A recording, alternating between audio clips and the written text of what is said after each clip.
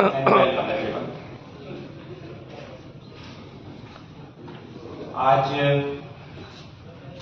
Super app जेक्टर के बारे में बात करते हुए आप सबके बीच बहुत ही प्राउड महसूस हो रहा है। टेक्नोलॉजी की दुनिया ने इतनी तेज गति से विकास किया है कि बहुत कुछ पीछे छूट गया, बहुत कुछ समेट कर सब चल नहीं पाए साथ, और इसका परिणाम आज हम देख रहे हैं। बहुत गंभीर परिणाम है। आज कोई सुरक्षित नहीं है। पहले तो बहुत तेजी से अपनाया गया, बट आज कोई भी सुरक्षित नहीं है, ना किसी का फोटो, ना किसी की बात। और आज जब एआई का राक्षस सामने है तो आज तो खुद पीएम भी सुरक्षित नहीं है। यहाँ तक कि कई सारी घटनाएं आप लोग देख चुके होंगे। बट टेक्नोलॉजी एक दूरदर्शी चीज का भी नाम है, दूर देखने का। जैसे कि हम अपने बच्चों का भविष्य देखते हैं कि ये क्या बनेगा, कैसे बनेगा, तो उसकी चुनौतियां भी हमारे सामने होती हैं। टेक्नोलॉजी वहीं से निकलती है।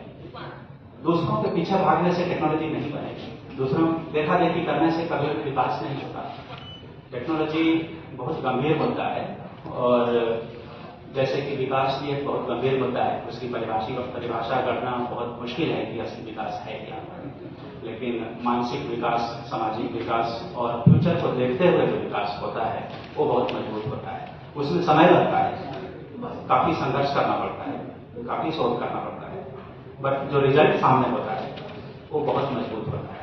ये वैसा ही है जब किसी बच्चे पर बहुत ज्यादा मेहनत किया जाता है तो वो मानसिक रूप से, शारीरिक रूप से और दार्शनिक रूप से, एकेडमिक रूप से बहुत सक्षम हो जाता है, तो उसका मुकाबला करना मुश्किल हो जाता है और वो आसानी से चमकेगा। वो हमेशा चमकेगा इस दुनिया में, कोई भी होगा। जेक्टर आज सोचा गया चीज नहीं है।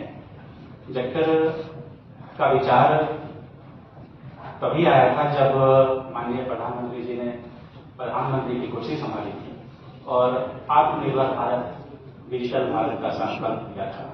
तो उस समय ऑफकोर्स बहुत सारे कंपनियां, बहुत सारे लोग अपने अपने तरीके से इस विजन के साथ जुड़े, और उन्हीं में हमारी टीम भी थी।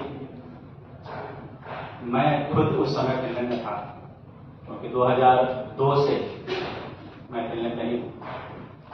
हमने वहां बहुत गंभीरता से इन चीजों को देखा कि फिनलैंड जैसे देश, आप में से बहुत जानते होंगे कि जिसे वर्ल्ड का हैप्पीएस्ट कंट्री कहा जाता है।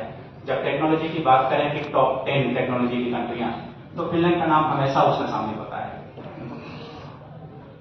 और उसके पीछे कोई विदेशी भाषा, विदेशी संस्कृति या इंग्लिश तो ना के बराबर। फिनलैंड में इंग्लिश होता ही नहीं है।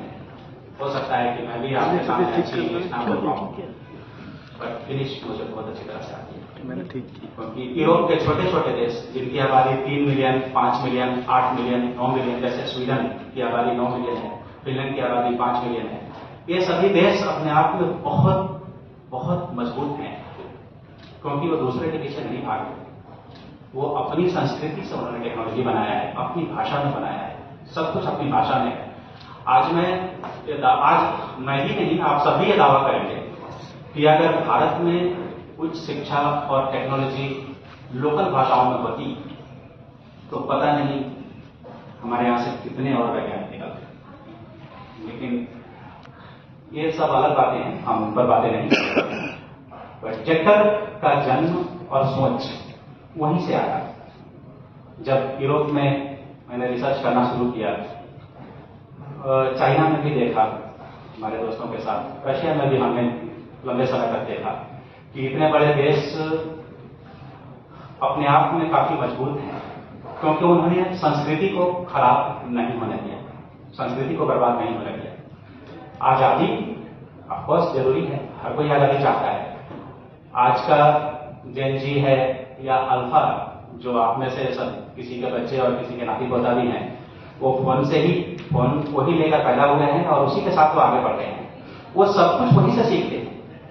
आप लोगों के पास टाइम नहीं है कि आप उन्हें सिखा सकें और आप उन्हें संस्कार दे सकें। आप उन्हें अच्छे स्कूल में भेजेंगे, बट फिर भी वो डिजिटली ही सीख रहे हैं और सीखने के साथ साथ वो डिजिटल दुनिया के बुलिंग का शिकार भी हो रहे हैं। आज बिना सोचे समझे एक एग्जाम्पल, आज 16 साल की लड़कियां, 17 साल की लड़कियां रील बनाने लगती हैं। उन्हें पता नहीं होता कि वो लाइक्स और शेयर के चक्कर में किस गंभीर खतरे में उलझ गए। हम सुनते हैं कई बार कि किसी ने आत्महत्या कर ली। ये बहुत गंभीर होता है। हमारे देश में शायद किसी एक की जान की उतनी कीमत नहीं है, लेकिन जहां मैंने जीवन बिताया फिनलैंड, 5 मिलियन आबादी वाले देश में जान तो बहुत बड़ी चीज है। किसी के ऊपर एक कंबली उठ जाए या किसी की डिग्निटी पर एक सवाल उठ जाए तो वो भी बहुत बड़ी चीज हो जाती है। अगर उस मूल सोच से सोचेंगे तो चीजें बदलेंगी।